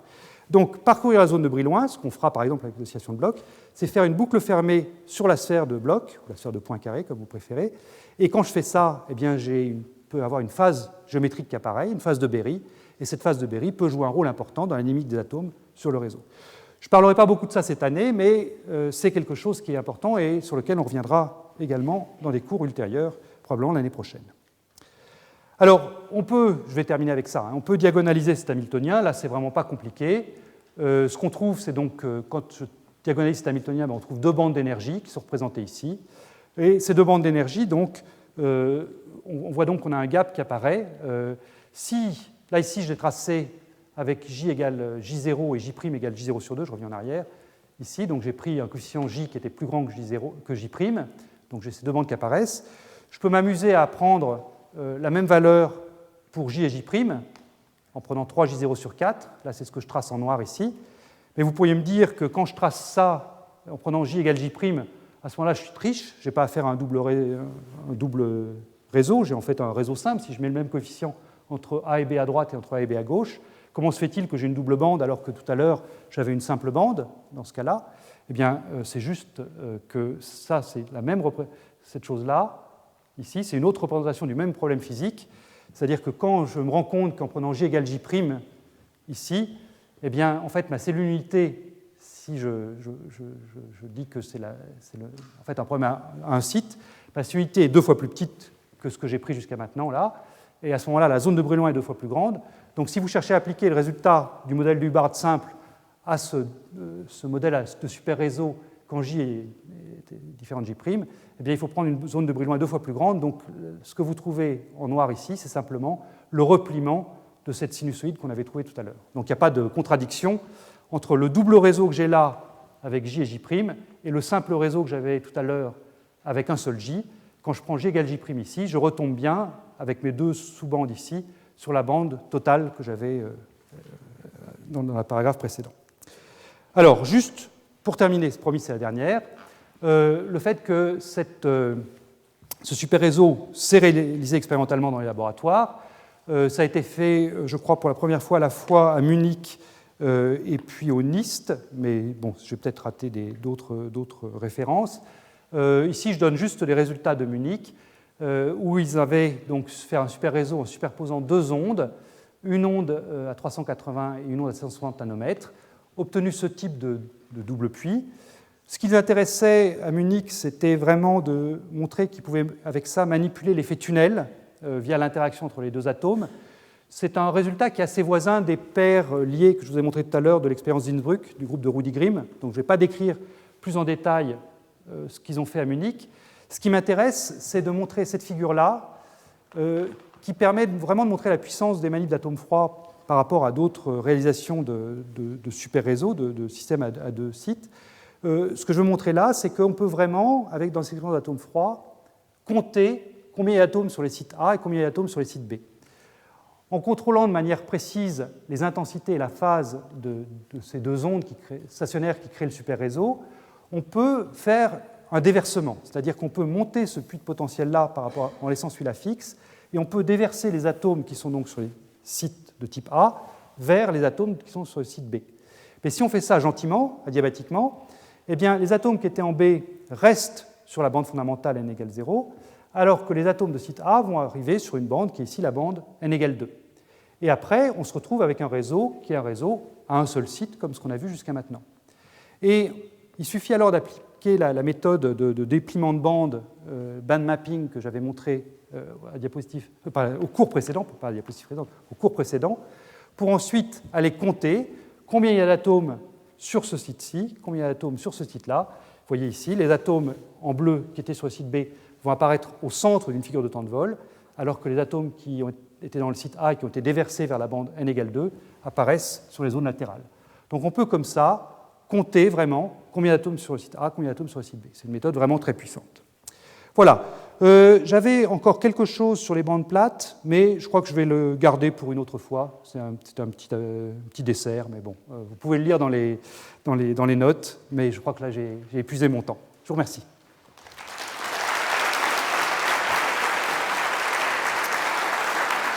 Merci.